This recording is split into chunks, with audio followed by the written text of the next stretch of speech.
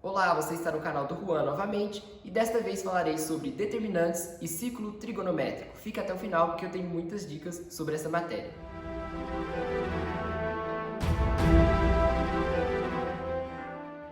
Bom, primeiramente gostaria de falar um pouco sobre os determinantes, mas só gostaria mesmo.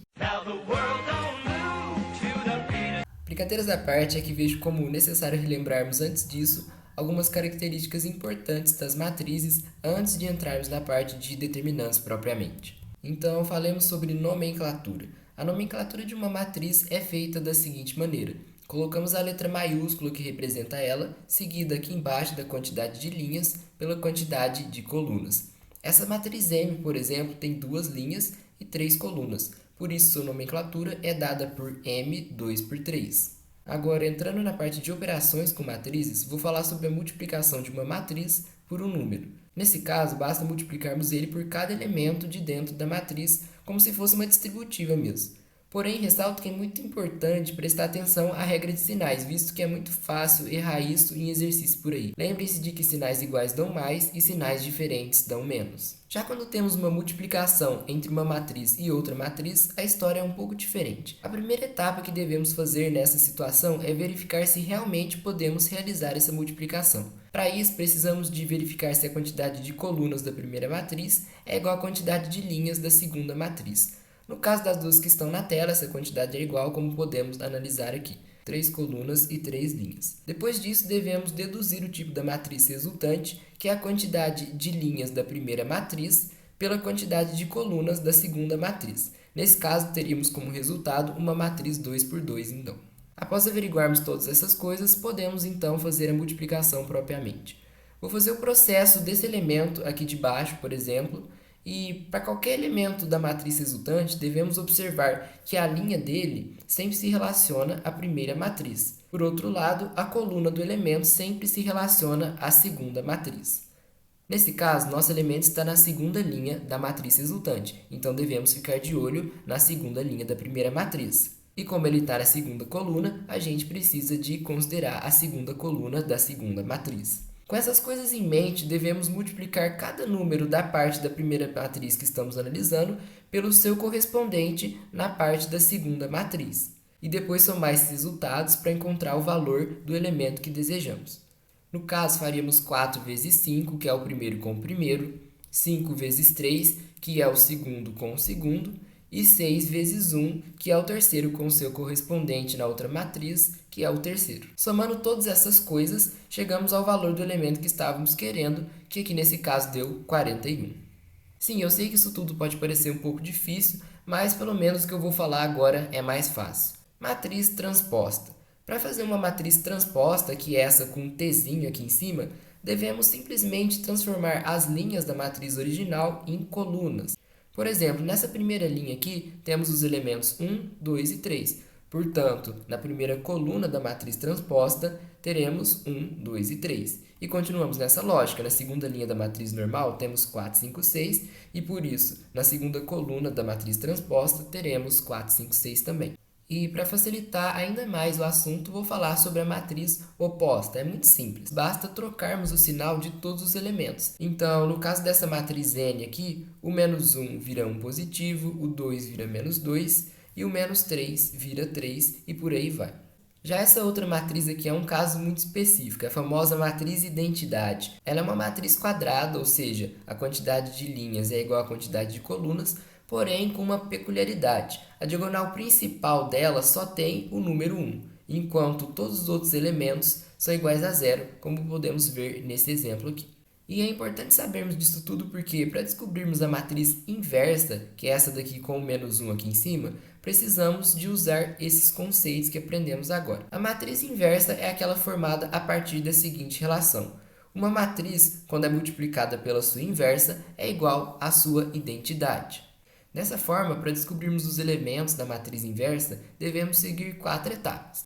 A primeira é atribuir letrinhas a todos os elementos desconhecidos da matriz inversa, como A, B e C, dependendo do tamanho da matriz original. Depois devemos de fato efetuar a multiplicação da matriz original pela inversa, deixando as contas com as letras mesmo, e igualar essa nova matriz à identidade. Em terceiro lugar, devemos pegar cada elemento dessa nova matriz e igualar ele a seu correspondente da matriz identidade, que está lá do outro lado da equação. Por fim, devemos descobrir o valor de cada letra a partir do sisteminha de equações que toda essa situação teria gerado.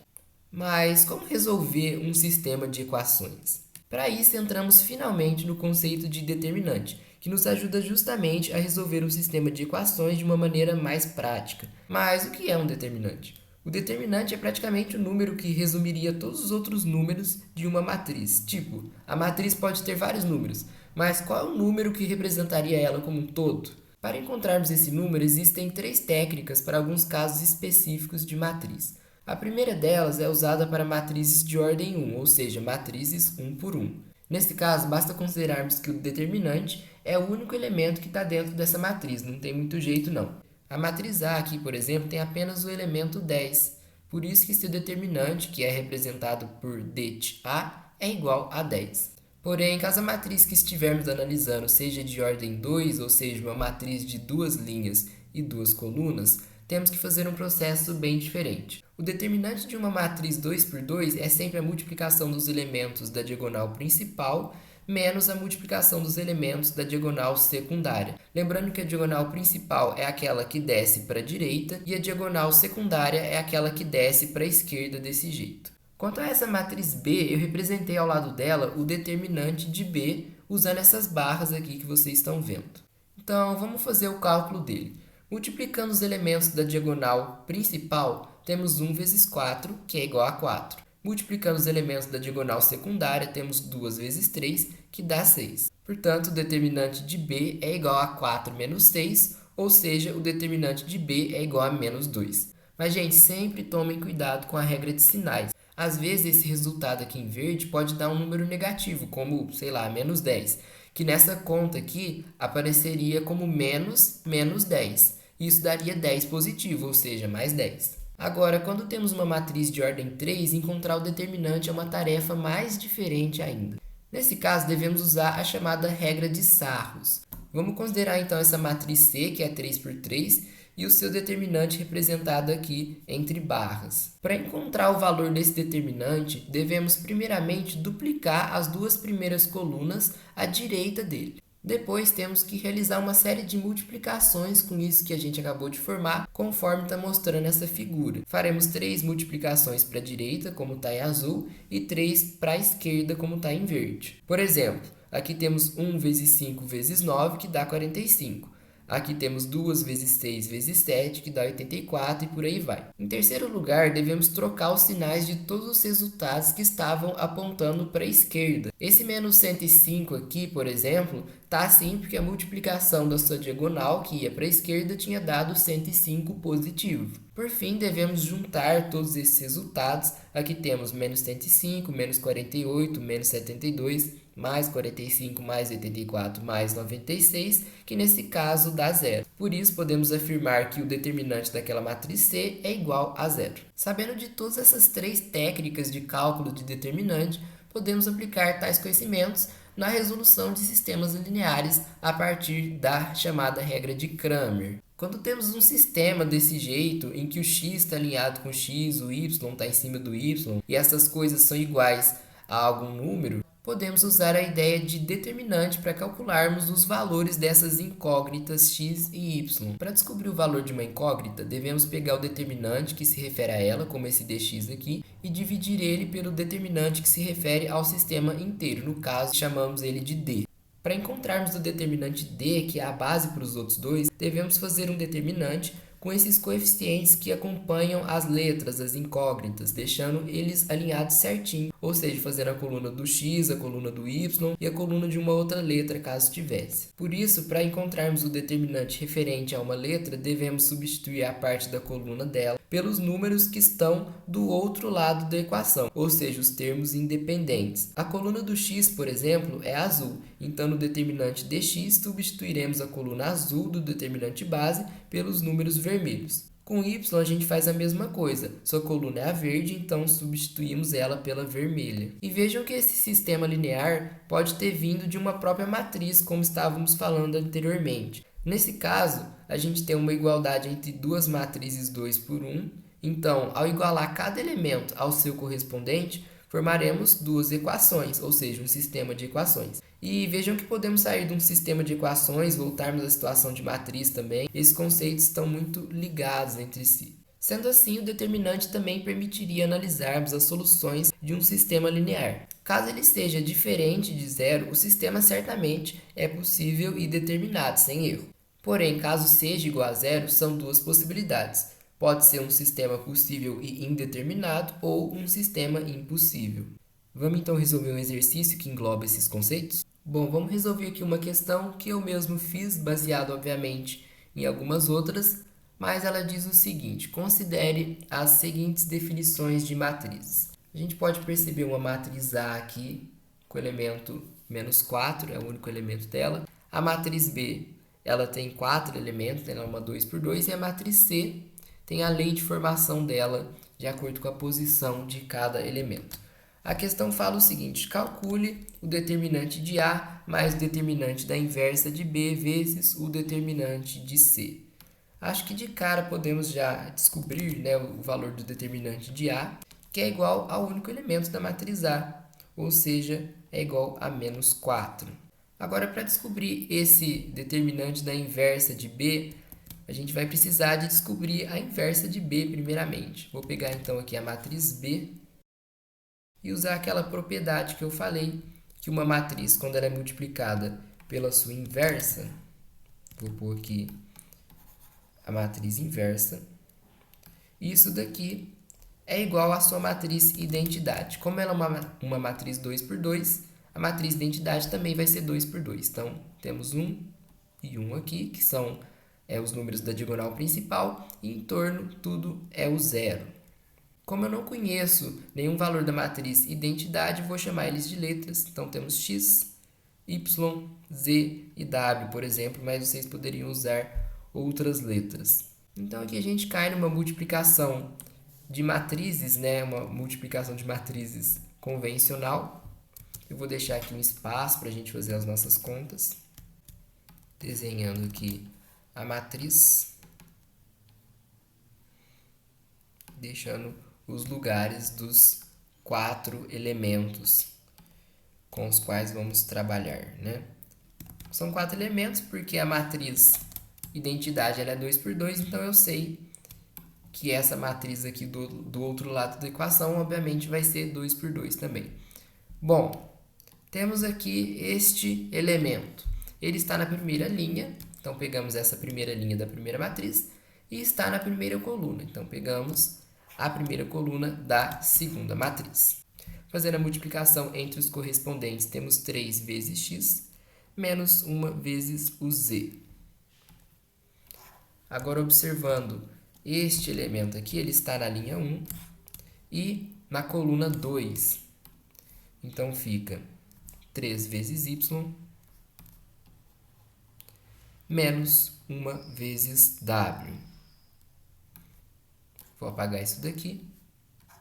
Observando agora esse elemento, temos que ele está na linha 2 e na coluna 1. Então, ficamos com menos 5x mais 2 vezes o z. E por fim, temos esse elemento aqui. Ele está na linha 2, coluna 2. Então, multiplicando os correspondentes, ficamos com menos 5y mais 2 vezes w. Isso tudo vai ser igual à matriz identidade. A próxima etapa aqui agora é igualarmos os elementos correspondentes dos dois lados da equação. Então, vou pegar esse primeiro elemento, igualar o correspondente dele que está aqui. Vou pegar esse segundo elemento, igualar também ao correspondente. E fazer esse mesmo processo para os outros dois elementos. Esse daqui vai ser igual a 0. E esse daqui vai ser igual ao 1. Bom, esvaziamos aqui essa matriz e ficamos com 4 equações e 4 incógnitas. Então, temos aí 2 sisteminhas de equação, sistemas lineares. Eu podia muito bem resolver da maneira tradicional, mas como estamos falando sobre determinante, eu vou resolver aqui usando os determinantes também. Vou deixar esse daqui de lado por enquanto, para focarmos nesse daqui. Bom, a primeira etapa que eu vou fazer é pintar, né, os coeficientes das letras. Vocês não precisam de fazer isso em nenhuma prova, eu só vou fazer para ficar didático, né? Então, calculando aqui o determinante base, vai ser 2 por 2.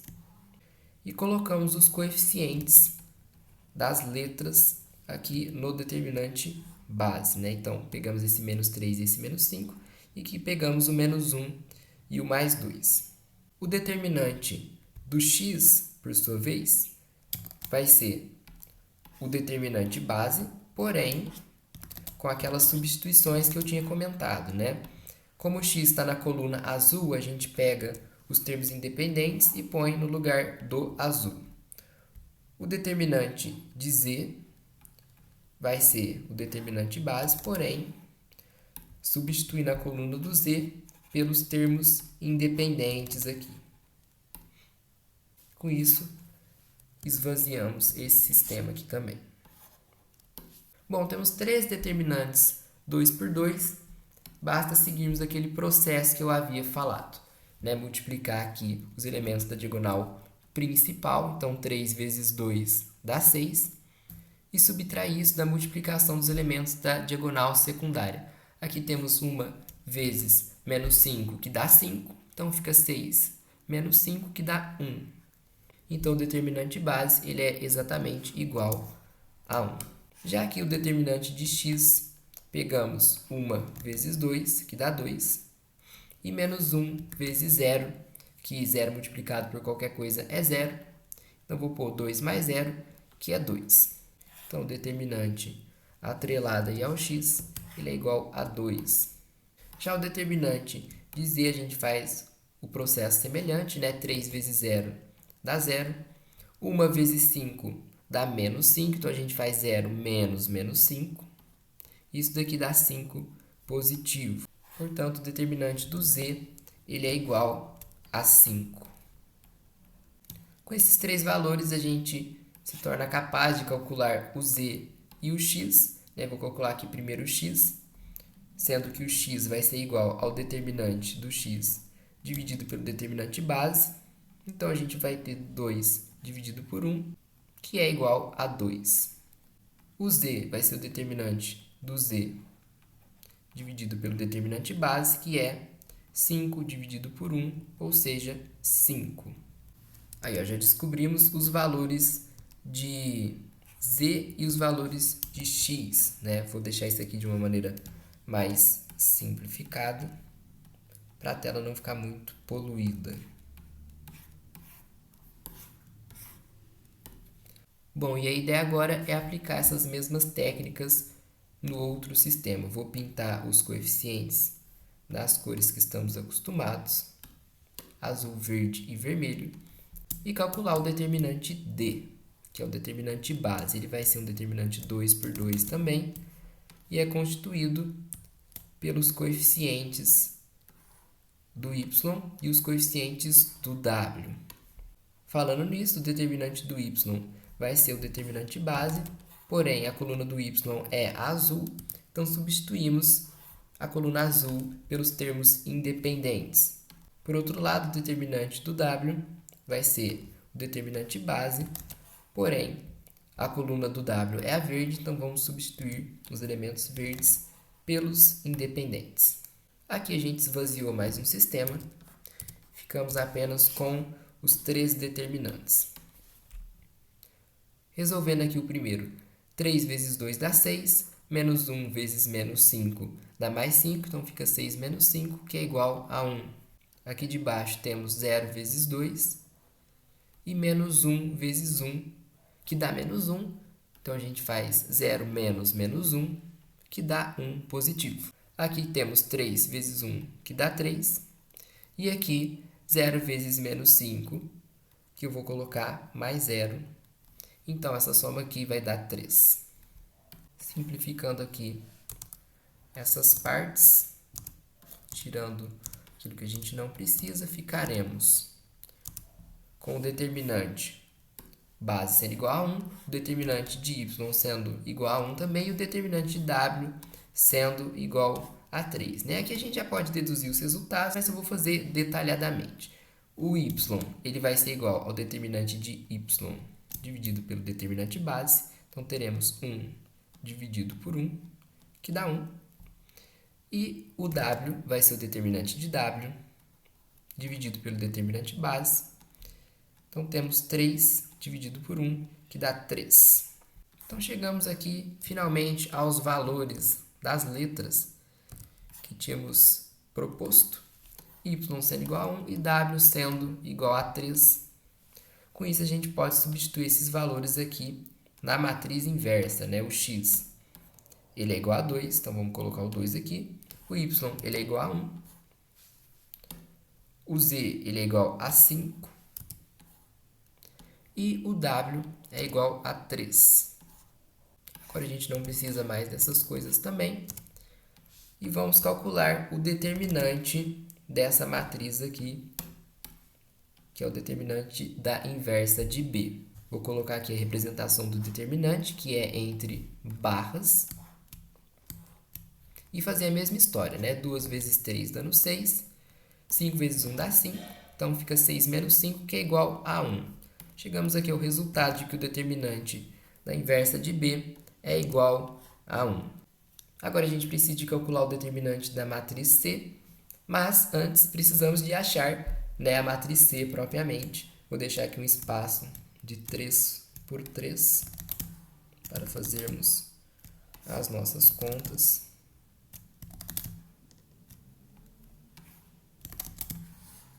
Aqui desta maneira. Bom, a lei de formação diz que o elemento é 2 vezes o i menos o j. O i aqui no caso representa a linha e o j representa a coluna, como está dito aqui nessa ordem, que a gente sempre faz, né, a linha e a coluna nessa parte aqui. Bom, linha 1, coluna 1, temos 2 vezes 1 menos 1. Linha 1, coluna 2, temos 2 vezes 1 menos 2. Linha 1, coluna 3, 2 vezes 1 menos 3. Linha 2, coluna 1, 2 vezes 2 menos 1. Linha 2, coluna 2, 2 vezes 2 menos 2. Aqui temos a linha 2, coluna 3, 2 vezes 2 menos 3. Aqui temos a linha 3, coluna 1, 2 vezes 3 menos 1. Aqui a linha 3, coluna 2, 2 vezes 3 menos 2. E aqui a linha 3, coluna 3, então fica 2 vezes 3 menos 3. Resolvendo aqui as multiplicações, né, porque elas vêm primeiro na ordem das contas. 2 vezes 1 dá 2. A mesma coisa aqui, né, para todas essas partes. Aqui 2 vezes 2 dá 4. Então, vamos substituir aqui por 4.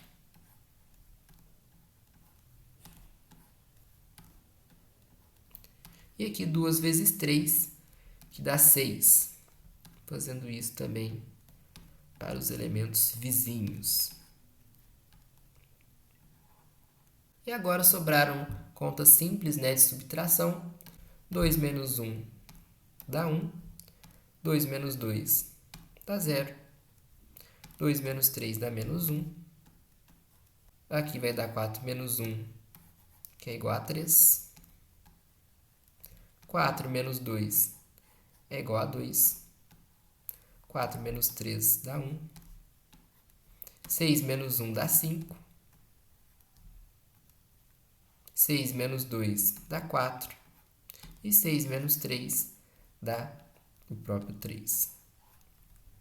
Bom, acabamos de descobrir, né, os elementos da matriz C. Vou organizar aqui ela melhormente.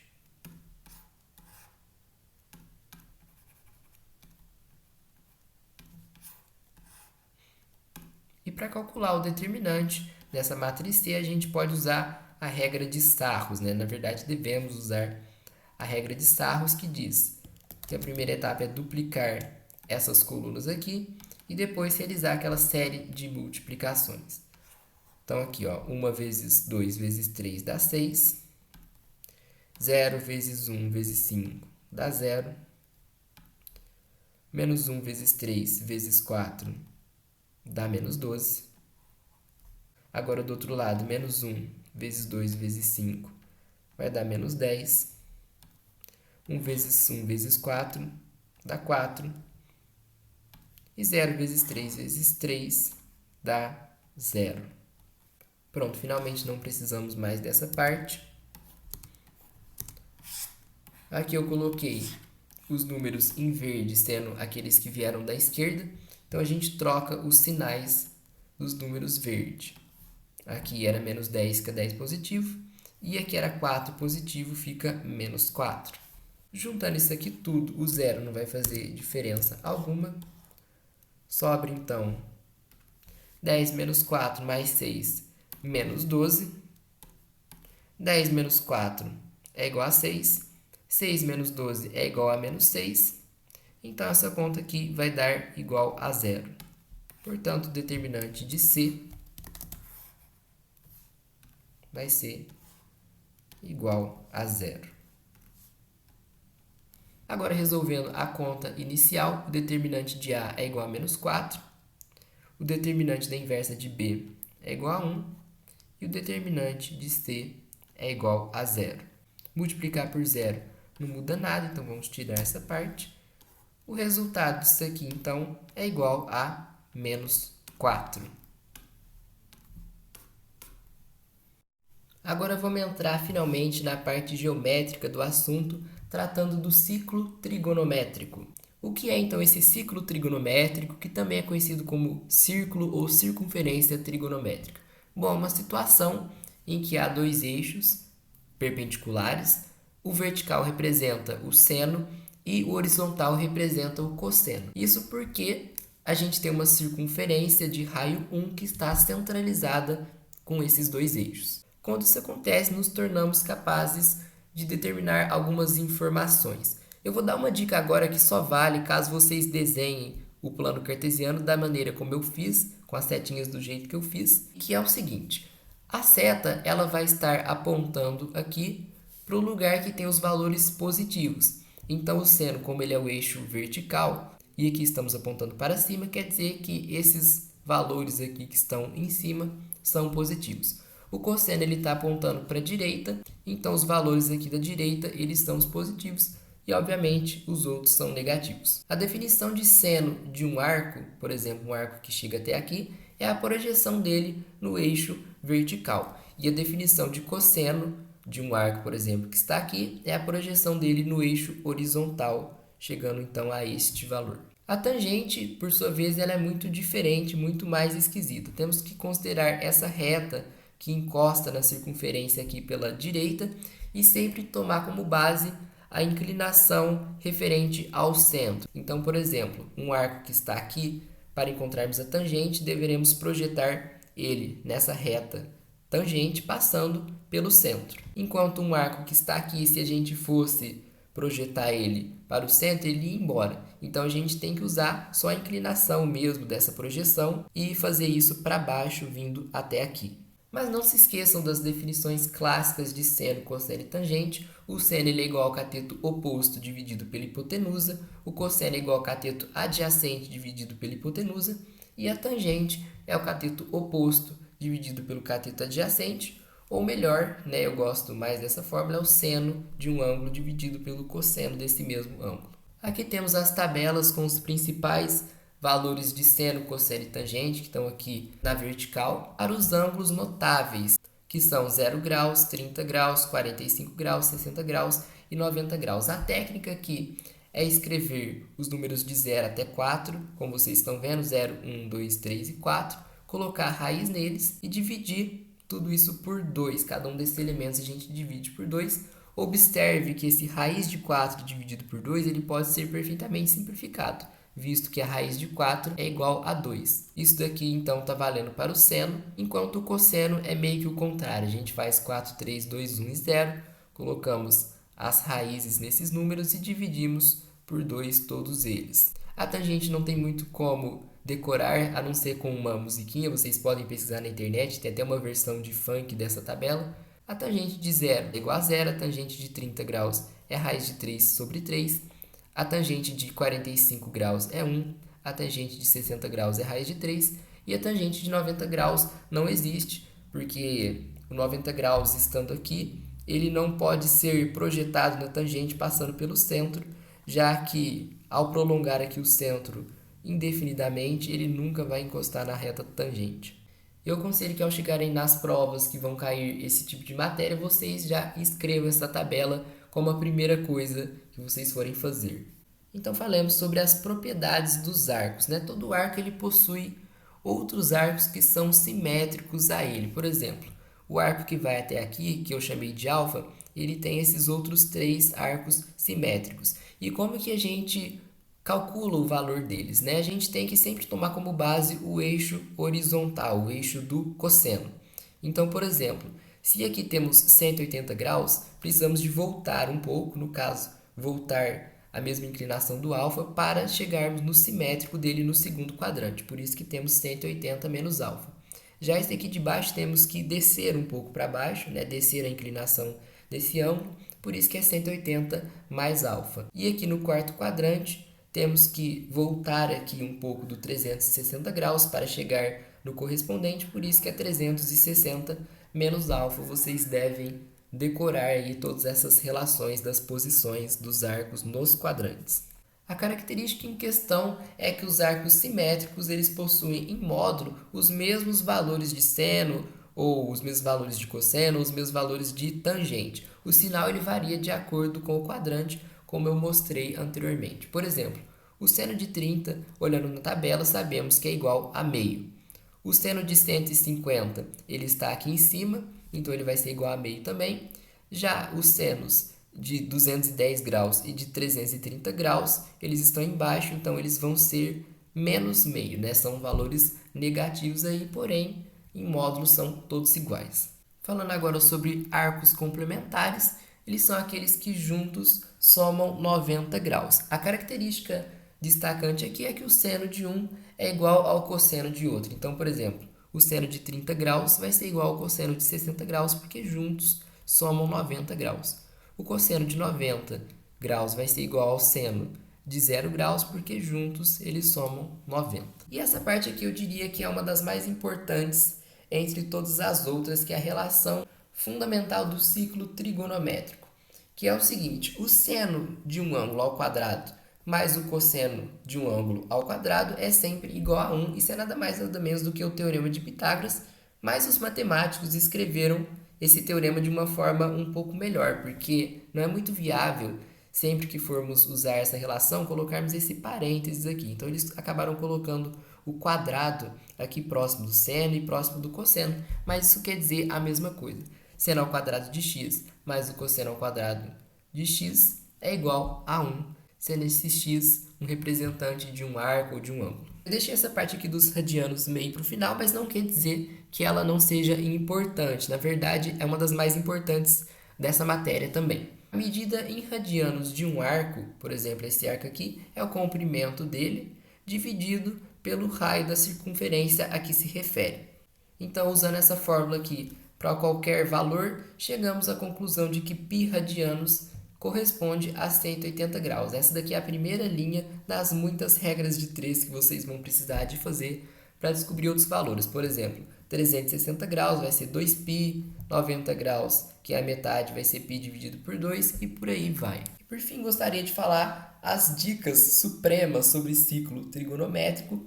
A primeira que eu trouxe é a seguinte: caso o seno e o cosseno de um mesmo ângulo apareçam juntos na mesma conta, tente transformar o cosseno em seno, ou sei lá, o seno em cosseno, caso vocês prefiram, a partir da relação fundamental, que é essa daqui.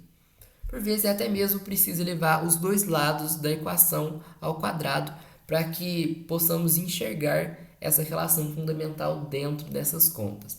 Com isso, podemos substituir esse seno por uma letra imaginária, como eu estava fazendo lá nas matrizes inversas, calcular essa letra e descobrir o valor do ângulo em questão. A segunda dica é a seguinte: caso os senos, cossenos, tangentes de ângulos diferentes apareçam juntos em uma mesma conta, é necessário tentar encontrar essas relações dos ângulos correspondentes no primeiro quadrante. É muito importante tentarmos trabalhar sempre com os valores do primeiro quadrante quando for necessário. Então, por exemplo, se um exercício perguntar quanto é o seno de 30 graus mais o seno de 210 graus, é só encontrar o correspondente do 210 no primeiro quadrante, e no caso descobriremos que o arco correspondente é o de 30 graus, mas como o 210 ele está embaixo, no ciclo trigonométrico, aqui colocamos o sinal negativo, porque estamos tratando de seno. Então temos o seno de 30 graus menos o seno de 30 graus, uma subtração de coisas exatamente iguais, no caso isso aqui dá igual a zero. E é claro, sempre preste atenção aos intervalos que você pode estar trabalhando nos exercícios. Por exemplo, esse intervalo aqui de 0 a 2π, tanto o 0 como o 2π eles entram no intervalo perfeitamente. Mas nesse segundo exemplo aqui, está vendo que a chave está virada para a esquerda, ela não está voltada para o zero, quer dizer que o zero não entra. Nesse exemplo 3 aqui, ó, a chave não está virada para dentro do 2π, então o 2π ele acaba não entrando. Outros conceitos importantes que podem aparecer por aí são os de progressão aritmética e de progressão geométrica. Na aritmética é sempre acrescentado um mesmo número que normalmente chamamos de R aos elementos que vêm um em seguida do outro. Então, por exemplo, tendo esse número ou essa letra aqui, o próximo vamos somar R, o próximo vamos somar 2R, o próximo vamos somar 3Rs e por aí vai. Já na progressão geométrica a ideia é a mesma, porém multiplicando por um mesmo número que costumamos chamar de Q. Então temos o primeiro elemento aqui, o segundo vai ser o primeiro vezes Q, o terceiro vai ser vezes Q ao quadrado e o quarto vai ser vezes Q ao cubo, que é Q vezes Q vezes Q e por aí vai. Vamos então resolver algumas questões sobre esses assuntos? A primeira pergunta que eu trouxe fala para calcularmos os valores de seno de 210 graus, 150 graus, 315 graus, 240 graus e também o cosseno de 0 graus. A técnica que eu dou aqui é primeiramente desenharmos o ciclo trigonométrico para ficar mais fácil de visualizar as coisas. Então vou alinhar aqui. Aqui teremos o 0 graus, o 90 graus, o 180 graus e aqui o 270 graus. Em seguida, seguimos o seguinte raciocínio. Para encontrarmos o valor de seno ou de cosseno de algum ângulo que nós não conhecemos a partir da tabela, temos que encontrar o arco correspondente dele no primeiro quadrante. Depois disso, basta avaliarmos o sinal, como eu também havia explicado anteriormente. Para isso, basta subtrairmos 180 graus do ângulo que estamos querendo, igual um maluco. Sim, vamos fazer isso várias e várias vezes. Para acharmos o correspondente de 210 graus, basta pegarmos o 210 e tirarmos 180. Essa conta aqui, como podemos ver, vai dar igual a 30. Então, o correspondente no primeiro quadrante do 210 graus vai ser o 30 graus, basta avaliarmos agora o sinal. Como o 210 está entre essa região aqui do 180 e 270 e estamos tratando de seno, sabemos que essa parte aqui ela é negativa. Portanto, o seno de 210 graus é igual a menos o seno do seu correspondente, que é o 30 graus. Então, isso daqui, olhando na tabela, vai dar menos 1 dividido por 2, que é menos meio. Já o 150 graus, ele está aqui entre o 90 e o 180. Como estamos tratando de seno, sabemos que é um valor positivo. Então, vamos tirar 180 de 150. Essa conta aqui, pelo incrível que pareça, vai dar 30 também. Por isso que o seno de 150 graus corresponde ao seno de 30 graus. Olhando isso na tabela, vai dar meio. Vamos fazer então o mesmo procedimento para o 315. Pegamos ele, tiramos 180. Aqui então vai ficar 5. Aqui fica 3. E aqui fica 1. Então temos 135, que é um valor que não está no primeiro quadrante. Então temos que repetir esse processo. Vamos tirar aqui o 180, ficaremos então com 45. Pronto, achamos um valor correspondente no primeiro quadrante, vamos analisar agora o sinal. Como o 315 está aqui depois do 270, estamos trabalhando com seno, esse valor vai ser negativo. Então isso daqui vai ser igual a menos o seno de 45 graus, consultando a tabela vai dar menos a raiz de 2 dividido por 2. Vamos repetir essa mesma história para o seno de 240 graus. Pegamos então aqui o 240 e tiramos 180, essa conta aqui vai dar, evidentemente, igual a 60. Então, o correspondente do seno de 240 graus é o seno de 60 graus, basta analisarmos agora o sinal. Bom, como 240 está em algum lugar dessa região aqui e estamos tratando de seno, aqui teremos um valor negativo. Por isso que o seno de 240 graus é menos o seno de 60 graus. Então, isso aqui é menos a raiz de 3 dividido por 2. Agora, o que nos resta é observarmos o cosseno de 0 graus, e isso tem na tabela, como eu havia dito, é igual a raiz de 4 dividido por 2, mas podemos simplificar isso como sendo 2 por 2, que é igual a 1. A próxima pergunta diz o seguinte: quais são as soluções da equação 2 cosseno ao quadrado de x menos seno de x é igual a 1 no intervalo de 0 a π? E vejam que ambos esses valores, 0 e π, eles entram. A primeira coisa que eu vou fazer aqui é observar esse intervalo. Temos aqui de 0 a π, mas eu não gosto de trabalhar com radianos, então eu vou colocar de 0 até 180 graus, que é o equivalente a π. Depois é importante destacar que essa é uma típica questão em que há o cosseno de um ângulo e o seno desse mesmo ângulo na mesma equação. Como eu disse, há uma dica para resolvermos esse tipo de coisa, que é trocar tudo pelo seno. Eu gosto de trocar pelo seno, mas também podemos trocar pelo cosseno, caso você consiga. No caso, então, eu vou escrever a relação fundamental do ciclo trigonométrico, que é o cosseno ao quadrado de x mais o seno ao quadrado de x é igual a 1. Como eu vou estar trocando o cosseno ao quadrado de x, eu vou isolar ele, passando o seno ao quadrado de x para o outro lado da equação, no caso aqui, subtraindo, porque ele estava somando. Então, o cosseno ao quadrado de x é igual a 1 menos o seno ao quadrado de x. A partir disso, podemos reescrever essa equação, colocando isso no lugar. Então, vai ficar aqui duas vezes. 1 menos o seno ao quadrado de x menos o seno de x é igual a 1. Veja a necessidade de colocar os parênteses aqui, porque estamos tratando de uma subtração. Fazendo aqui a distributiva e tomando bastante cuidado com a regra de sinais, 2 vezes 1 dá 2. 2 vezes menos o seno ao quadrado de x dá menos 2 vezes o seno ao quadrado de x. E aqui sobra menos seno de x é igual a 1. Bom, como eu havia dito, vou trocar essa parte do seno de x por uma letra. Eu gosto de usar a letra gama, por exemplo. Então, vai ficar aqui 2 menos 2 vezes gama ao quadrado menos gama é igual a 1. Você pode usar a letra da sua preferência. Aqui caímos numa equação do segundo grau, então eu vou deixar no formato ax² mais bx mais c igual a 0, passando esse 1 aqui para o outro lado, então fica 2 menos 1 menos 2 gama ao quadrado menos gama, sendo igual a 0, isso é muito importante. 2 menos 1 dá 1, aqui fica menos 2 gama ao quadrado e aqui fica menos gama, sendo igual a 0.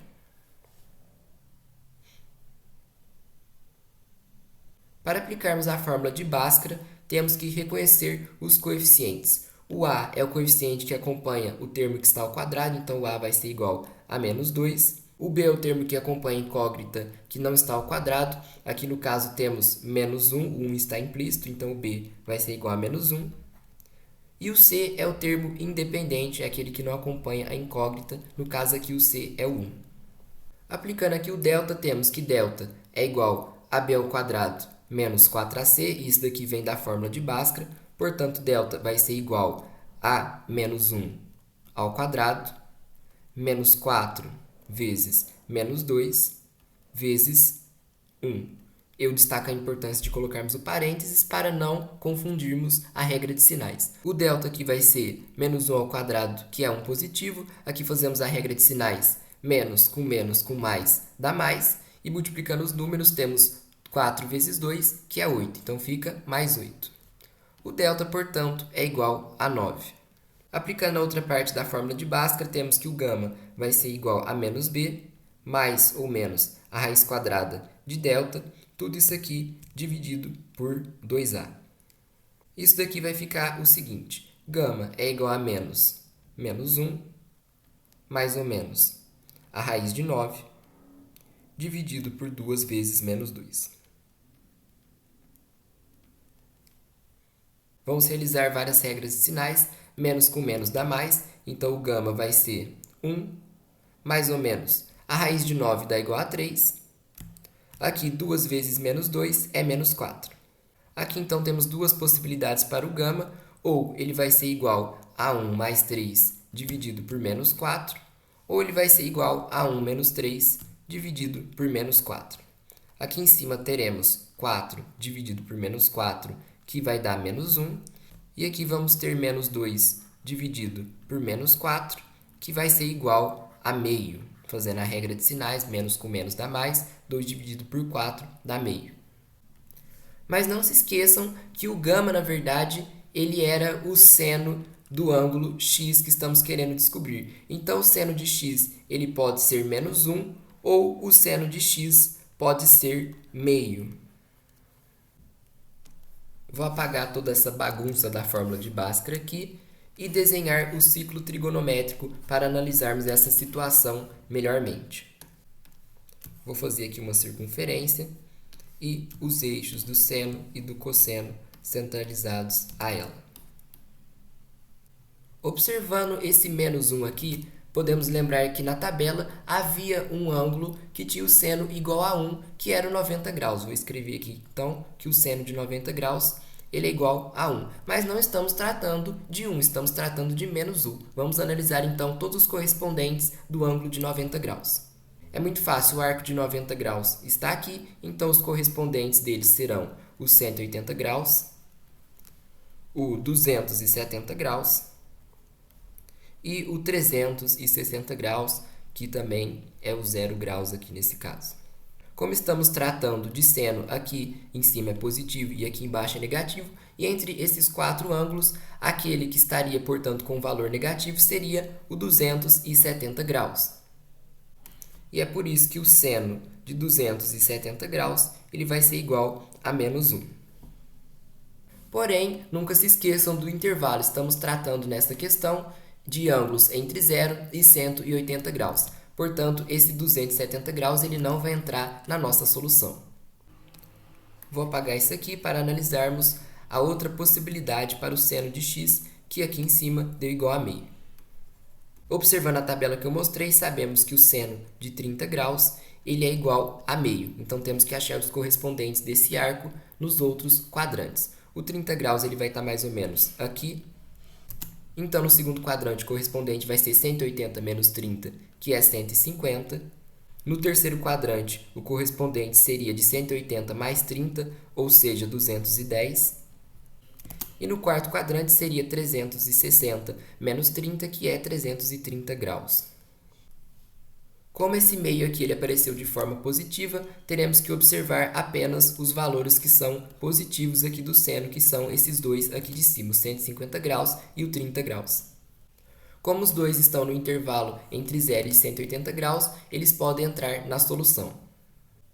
Eu poderia então colocar as soluções de x da equação como sendo 30 graus e 150 graus, mas não é muito bom fazer isso dessa maneira. É melhor transformarmos para radianos com uma regra de 3. Como eu disse, π radianos equivale a 180 graus.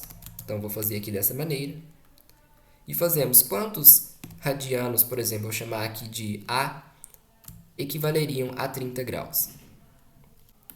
Multiplicamos aqui em cruz, tendo 30 vezes π é igual a A vezes 180. Passando 180 dividindo, teríamos que A é igual a 30π dividido por 180. E ao simplificarmos essa fração, chegaríamos que o A é igual a π sobre 6. Fazendo a mesma etapa para os 150 graus, escrevemos que π radianos correspondem a 180 graus. E, por exemplo, B correspondem a 150 graus. Multiplicando aqui em cruz novamente, temos que 150 vezes π é igual a B vezes 180. Passamos o 180 dividindo, temos, portanto, 150π dividido por 180. Essa fração simplificada vai dar 5π dividido por 6. Concluindo, então, a solução do exercício vai ser que os valores de x são π dividido por 6 ou 5π dividido por 6. Esses dois valores contemplam o intervalo no qual estamos trabalhando. Era isso que eu queria falar. Muito obrigado e até a próxima!